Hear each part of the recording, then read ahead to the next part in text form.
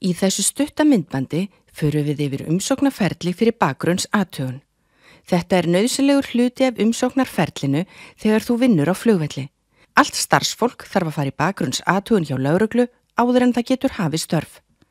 Fyrirtækið þitt mun hefja ferli fyrir þig á netinu og þú þarft að hafa íslenska kennitölu og rafræn skilríki á íslensku símanúmeri til að geta lokið þessu ferli.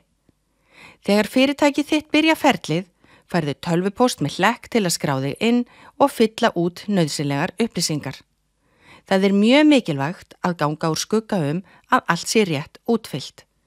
Sérstök áhersla þarf að vera á upplýsingar atvinnu síðustu 5 ár frá yfirstandandi ári. Í eyðublaðinu þarftu að fylla á dag, mánuð og ár. Það mega ekki vera fleiri en 28 dagar með óútskýrðum tíma á milli starfa.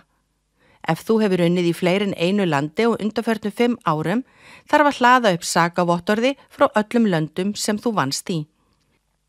Sakavottorð má ekki vera eldra en 3 mánaða og þarf að vera þýtt á ensku eða íslensku af löggiltum þýðanda. Afrita vegabrefi eða persónuskilríkjum er einnig krafist og þarf að hlaða þeim upp. Athugið að erlend ökuskírteini teljast ekki gild skilríki.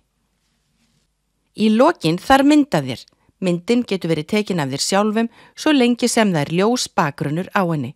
Engin sólgleraugu eða höfuðföt eru leyfð. Ef þú átt í vandræði með umsókn þína, vinsamlegast hafðu samband við fyrirtækið þitt og þann sem sótti fyrir þig.